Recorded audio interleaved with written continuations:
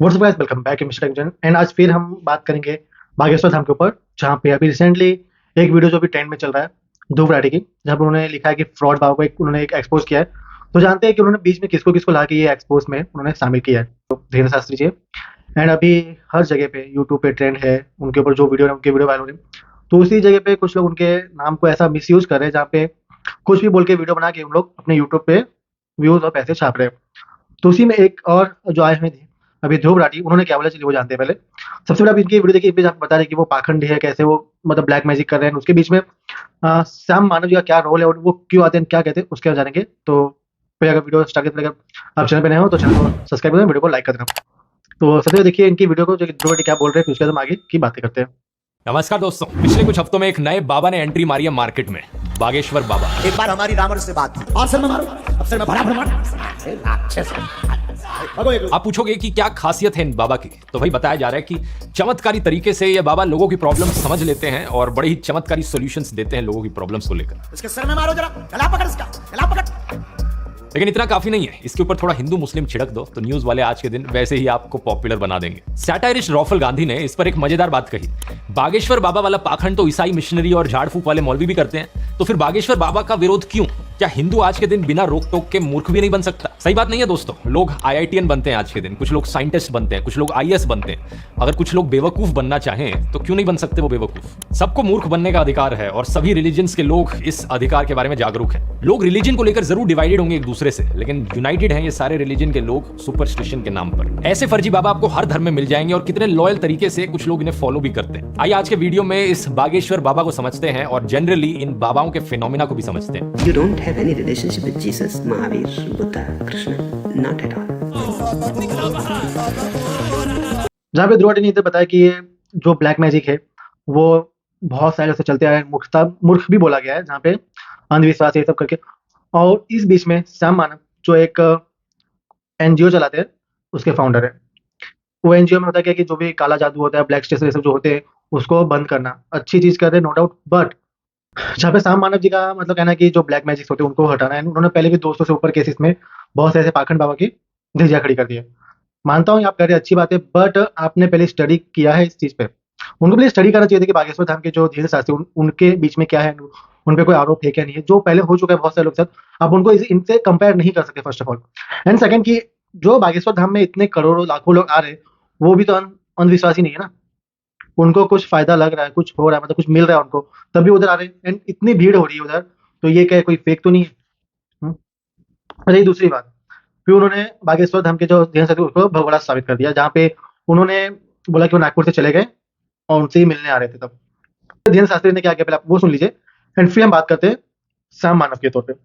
लेकिन पुलिस कोई एक्शन नहीं लेती। बाद में एक्चुअली में नागपुर की पुलिस बाबा को क्लीन चिट भी दे देती है, ये कहते हुए कि इन्होंने सारे एविडेंस को एग्जामिन कर लिया है और इन्हें कुछ भी ऐसा नहीं मिला जो ब्लैक मैजिक एक्ट के अगेंस्ट हो। तो श्याम मानव पुलिस को इन्फॉर्म करने के अलावा धीरेन्द्र को चैलेंज भी करते हैं। 2 चैलेंजेस होते हैं। पहला होता है कि एक कमरे में 10 लोग हैं, उन 10 लोगों का नाम, उनके पिता का नाम, उनकी एज और उनका फोन नंबर बताओ भाई। और दूसरा चैलेंज होता है कि एक बगल के कमरे में रखी 10 चीजों के बारे में बताया जाए कि कौन सी चीजें रखी हैं कमरे में। श्याम मानव कहते हैं कि अगर बाबा ने 90% एक्यूरेसी के साथ भी जवाब दे दिया तो उन्हें 30 लाख रुपए का इनाम देंगे ये। और अगर ये चैलेंज जीत गए तो श्याम मानव अपना माथा उनके पैरों पर टिका देंगे, माफी मांगेंगे और अपनी पूरी ऑर्गेनाइजेशन को बंद कर डालेंगे। तो आगे क्या होता है, क्या बागेश्वर बाबा इस चैलेंज को एक्सेप्ट करते हैं? इवेंट के पोस्टर पर लिखा था दोस्तों कि ये इवेंट 13 जनवरी तक चलेगा, लेकिन धीरेन्द्र नागपुर की ओर निकल लेता है 11 जनवरी को ही। श्याम मानव इसे भगोड़ा करके पुकारते हैं कि चैलेंज एक्सेप्ट नहीं कर पाया इसलिए ये निकल लिया। कुछ हिंदुत्व ऑर्गेनाइजेशंस को इससे बड़ी तकलीफ हो जाती है और वो श्याम मानव का पुतला जलाने लगते हैं। इसके बाद एक्चुअली में श्याम मानव को डेथ थ्रेट्स भी दिए जाते हैं कि नरेंद्र दाभोलकर के साथ जो हमने किया था वो तुम्हारे साथ भी करेंगे, अनदर नरेंद्र दाभोलकर। फॉर्चुनेटली तब से उन्हें सिक्योरिटी कवर जरूर दे दिया गया है। धीरेन्द्र शास्त्री के डिफेंस में उसका कजन लोकेश गर्ग आता है जो कहता है कि उसे भी डेथ थ्रेट्स मिले। धीरेन्द्र शास्त्री की परिवार सहित 13वीं की तैयारी कर लो। बागेश्वर धाम को भी सिक्योरिटी दी जाती है। लेकिन चैलेंज का क्या? धीरेन्द्र अपने रिस्पॉन्स में कहता है कि वो भागा नहीं, राम कथा जो थी वो 11 जनवरी तक ही चलनी थी और अगर श्याम मानव को चैलेंज देना है तो वो रायपुर में आकर चैलेंज दे दे। 3 तारीख को हम पहले ही ये कह चुके कि हम 7 दिन की कथा है, सब कथाएं हमने 2-2 दिन की काट दी। तो हम आपको कहेंगे श्याम मानव जी, आपको अनुभव करना है तो दरबार में रायपुर में आइए, आगे बागेश्वर धाम पर लगेगा, वहां आइए। श्याम मानव अपने क्लियरली इस पे बताया गया कि उस जगह पर उन्होंने 2 दिन पहले ही अनाउंस कर दिया था कि हमें 2 दिन की जो मतलब 2 दिन का शेड्यूल वो कट कर दूं, एंड जैसे ही वो कथा हो जाएगा वो चल जाएंगे। तो उनका कथा कंप्लीट हो गया तो वो चले गए थे उधर से। एंड उसके बाद भी ये उनको भगोड़ा साबित कर रहे हैं, फिर उनको एक चैलेंज कर रहे हैं यूट्यूब पे वीडियो अपलोड करने के बाद, अपलोड करके कि नागपुर में एक इवेंट करना है, एक बंद कमरे में आप 10 लोग के सामने आपको ये अपना दरबार चलाना है। तो अब उस जगह पे इनका क्या रिप्लाई है कि धीरेन्द्र शास्त्री का कि आपको जो भी करना है बागेश्वर धाम के दरबार में आ जाइए, उधर आपको जो साबित करना है वो दिख लीजिए, बहुत लाखों पब्लिक है, उसमें से कर सकते हैं। श्याम मानव का क्या कहना है उधर की जो भी दरबार में रायपुर में आइए, आगे बागेश्वर धाम पर लगेगा, वहां आइए। श्याम मानव अपने YouTube चैनल पर एक वीडियो रिलीज करते हैं इसका रिस्पॉन्स देते हुए। वो कहते हैं, दिव्य दरबार में फ्रॉड एंड प्रूफ कंडीशंस के तहत उन तक कोई भी जानकारी ना पहुंचे, इस ढंग से वातावरण हम निर्माण नहीं कर सकते हैं। इसलिए नागपुर में ही ये चुनौती बहुत अच्छे ढंग से पारित हो सकती है। इसके पीछे 2 कारण हैं। महाराष्ट्र में जिस ढंग की पुलिस यंत्रणा काम करती है, जिस ढंग की लॉ एंड ऑर्डर सिचुएशन है, उसके कारण नंबर 1। दूसरी चीज उन्होंने ये कही कि महाराष्ट्र के home minister Devendra Fadnavis actually में बाबा के प्रोग्राम में गए थे, तो बाबा के और होम मिनिस्टर जी के बड़े अच्छे रिलेशन है पहले से। तो नागपुर में अगर चैलेंज किया जाता है, ना ही बाबा की साइड से ना ही श्याम मानव की साइड से कोई भी गड़बड़ हो सकती है। क्या लगता है? और उसमें ध्रुव राठी वन साइड होके बता रहे हैं कि ये छोटी सी चैलेंज एक्सेप्ट करने में क्या जाता है। तो मैं ध्रुव राठी से सिंपल सा छोटा सा क्वेश्चन करूंगा कि जहां पे आप बोल रहे हो श्याम मानव की तरफ से धीरेन्द्र शास्त्री को कि छोटा सा चैलेंज है, तो आपने उसमें जो क्लेरिफाई किया कि उनके दरबार में नहीं कर सकते, उधर कुछ किया होगा तो उधर नहीं कर पाएंगे। महाराष्ट्र गवर्नमेंट महाराष्ट्र में ही करना है, आप ऐसा भी तो कर सकते हो ना, रायपुर में ही आप कहीं पे कर दो, उनके दरबार में कहीं और कर दो रायपुर में। हाँ, पहली बात तो एक सनातनी जो एक मतलब कुछ टाइम से चर्चे में चल रहा है, उनको हर जगह फर्स्टेड किया जा रहा है, मीडिया से लेके हर जगह पे उनको धमकी भरे थ्रेट्स मिल रहे हैं, उनको कॉल्स आ रहे हैं, मैसेज आ रहे हैं उनके ऊपर। बहुत से लोग मतलब कुछ ना कुछ अफवाह फैलाई जा रहे हैं, कुछ लोग भी मतलब के फेक वीडियो बना के उनके ऊपर मिसलीडिंग कर रहे हैं, एंड और कुछ ऐसे यूट्यूबर्स है जो उनके ऊपर मतलब एक हेट्स फैला रहे हैं। जहाँ पे रिसेंटली बहुत से यूट्यूबर ने इनको ट्वीट भी किया ट्विटर पे कि गलत कर रहे हैं, बट फिर भी इनको तो क्या, इनके तो भी अब वीडियो जाकर 5.6 मिलियन व्यूज हो गए 3 दिन के अंदर। इनको तो वही चाहिए, ट्रेंड चलाना है, तो ट्रेंड पे इनका वीडियो आ चुका है, एंड अभी कुछ टाइम के लिए अभी ये खुद एक ट्रेंड बन चुके हैं ध्रुव राठी। इनको तो वही चाहिए था जो इनको मिल गया है, एक बाबा का फ्रॉड, एक टाइटल डाल के उन्होंने एक बाबा का एक्सपोज कर दिया है, जहाँ पे इनको लगता है बहुत आसान है एंड ये बहुत अच्छा कर रहे हैं। और बहुत ही सनातनियों को जो इन्होंने हेट किया है, एक तो वो इनको फिर से अगेन ध्रुव राठी को भी इधर माफी मांगना पड़ेगा, क्योंकि आपने किसी एक बंदे को टारगेट नहीं किया, पूरे सनातन धर्म को टारगेट किया, एंड देन इसके बाद अब और भी ये कंट्रोवर्सी बढ़ते जा रही है। इधर लोग कंट्रोवर्सी को क्लोज करने के लिए नहीं आ रहे हैं, कंट्रोवर्सी को बढ़ा के उसमें बहती गंगा में अपना हाथ धो रहे हैं, जहाँ पे उसमें से एक ध्रुव राठी भी है, फिर सोहानी साहब भी है। अब सोहानी साहब आप देख लो कि सोहानी साहब हर एक मीडिया में रात भर जाके उधर मैजिक करके एक्सपोज करने की ट्राई कर रहे हैं कि ये बाबा ऐसे हैं, ये बाबा वैसे हैं, एक्सपोज करने पे वो बिलीव कर रहे हैं। उनको अपने यूट्यूब पर उनकी उतनी वीडियो नहीं आ रही जितनी उनकी वीडियो अभी ना मीडिया पे चल रही है सोहानी साहब की। हर रात को उन लोग का एक शो चलता है, रात के 11 बजे तक शो चलते रहता है। मैंने खुद कुछ दिन से पहले मैं देख रहा हूँ, तो किसी हर एक न्यूज पे उनका ही चला सोहानी साहब लाइव वो इवेंट कर रहे हैं, दूसरों का माइंड रीड कर रहे हैं, एंड माइंड रीड करके वो फिर बाद में टॉपिक में बाबा को इंक्लूड कर रहे हैं। एंड ध्रुव ने बोला कि ये बाबा जो 26 साल की उम्र में बाबा बन चुके हैं। तो first of all Dhirendra Shastri ने खुद बयान दिया है कि वो कोई बाबा नहीं है ना कुछ और है, वो एक बस बागेश्वर धाम के चेले हैं, जहाँ पे वो उनकी दृष्टि के उनके शिष्य हैं, वो काम करते हैं। तो वो तो ना अपने आपको बाबा बोले ना कोई मैजिशियन बोल रहे हैं, फिर भी आप उस तौर पे मैजिशियन और बाबा के नाम पे उनको आप ब्लेम कर रहे हो, तो ये तो गलत है। एंड रही बात जितने भी हिंदू हैं, मैं उनसे पूछना चाहता हूँ कि आपने रामायण देखा, महाभारत देखा, उसमें तो बताया गया था जो हमारे ऋषि मुनि हैं जितने भी, उन्होंने भी तो यज्ञ करके तब करके उन्होंने भी तो बहुत सारे विद्या को एक हासिल किया था उन्होंने। तो क्या वो भी फ्रॉड है, वो भी ब्लैक मैजिक है? ये क्या है? मतलब एक सनातनी पे तो उंगली उठा रहे हैं लोग। हाँ, अगर आप इसे बिलीव करते हो तो आप कमेंट में बताना कि ये सही कर रहे हैं गलत कर रहे हैं, क्योंकि इस जगह पे ध्रुव राठी बहुत गलत कर रहे हैं, जहाँ पे ये सोचे कि बाबू का एक्सपोज है, तो ये एक्सपोज करने की बात नहीं है, सनातन धर्म को टारगेट करने का बात है, जहाँ पे वो एक बहुत गलत है। हम बहुत लोग ने वीडियो बनाया इसके ऊपर, लेकिन इस तरह से नहीं बोला है, जो कि आपको भी नहीं बोलना चाहिए था। एंड देन कि अगर धीरेन्द्र शास्त्री कुछ गलत कर रहे हैं, तो देखिए मीडिया ने, महाराष्ट्र की मीडिया ने क्लियरफाई कर दिया कि इनके अगर कोई सबूत नहीं है तो वो कुछ नहीं कर सकते।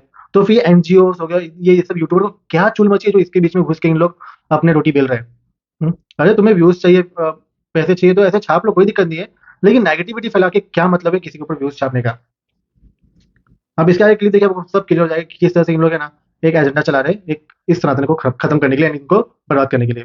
करण सिंह मैजिक और सुहानी शाह भी एग्जैक्टली यही काम करते हैं जो ये फर्जी बाबा करते हैं, लोगों के माइंड रीड करना। लेकिन फर्क ये है, ये एंटरटेनमेंट के तौर पर करते हैं। ये नहीं कहते कि हम आपकी प्रॉब्लम्स का क्योर दे देंगे। इस चीज की डिटेल में बात मैंने करण सिंह के साथ जो वीडियो बनाया था उसमें करी थी, आप खुद जाकर देख सकते हैं एग्जैक्टली कैसी ट्रिक्स का इस्तेमाल किया जा रहा है माइंड रीड करने के लिए। करण सिंह ने मेरा भी माइंड रीड किया था और सही में कमाल की टेक्निक्स हैं, लेकिन ये सिर्फ ट्रिक्स हैं। लिंक नीचे डिस्क्रिप्शन में डाल दूंगा इसका। अच्छा, यहां पर यह भी कहना जरूरी है कि जो बाबाओं का कॉन्सेप्ट है इनहेरेंटली उसमें कुछ गलत नहीं है, ये एक बड़ा ही अच्छा कॉन्सेप्ट है। कुछ ऐसे लोग जो स्क्रिप्चर्स को पढ़ते हैं, उन्हें जिंदगी के बारे में स्पिरिचुअल अंडरस्टैंडिंग मिलती है और वो एक लाइफ कोच की तरह काम करते हैं, एक पर्सनल काउंसलर की तरह काम करते हैं। ये पुराने जमाने में बहुत होता था और तब कोई फीस चार्ज नहीं करी जाती थी, ये एक सेल्फलेस सर्विस होती थी जो असली बाबा देते थे। हिंदू भिक्षु, बौद्ध भिक्षु, जैन भिक्षु, मुस्लिम फकीर, इतिहास में हमने कई ऐसे लोग देखे। आदि शंकराचार्य, बाबा फरीद, कबीर, गुरु नानक, बाबा बुल्ले शाह, स्वामी दयानंद सरस्वती, स्वामी विवेकानंद और जिड्डू कृष्णमूर्ति। लेकिन हाल ही में ट्रेंड सा आ गया है कि निकम्मे लोग बाबा बनने शुरू हो गए। इन फर्जी बाबाओं के पास कोई लाइफ एडवाइस नहीं है लोगों को देने को, ये बस बेवकूफ बनाना जानते हैं अपना धंधा चलाने के लिए। जो भिक्षा का कॉन्सेप्ट था वो भीख के कॉन्सेप्ट में बदल गया। इसी रीजन से दोस्तों इन फर्जी बाबाओं को एक्सपोज करना बहुत जरूरी है। लोगों को इन पाखंडी बाबाओं से बचाना बहुत जरूरी है। ये धर्म के लिए अच्छा होगा,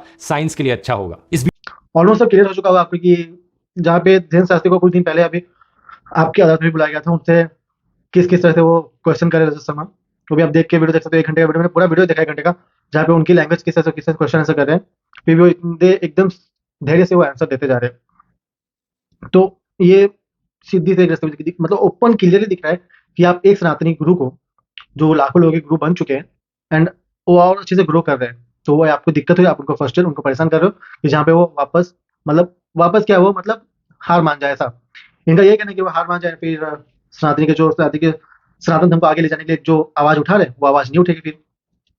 तो पता नहीं आपकी क्या राय है इस चीज पे कि धीरेन्द्र शास्त्री गलत कर रहे हैं कि सही कर रहे हैं, ये जो मीडिया और जो ये कुछ यूट्यूबर्स उनको एक्सपोज कर रही है, तो ये आपके नजरिए से कितने तक सही है, बताना जरूर कमेंट में।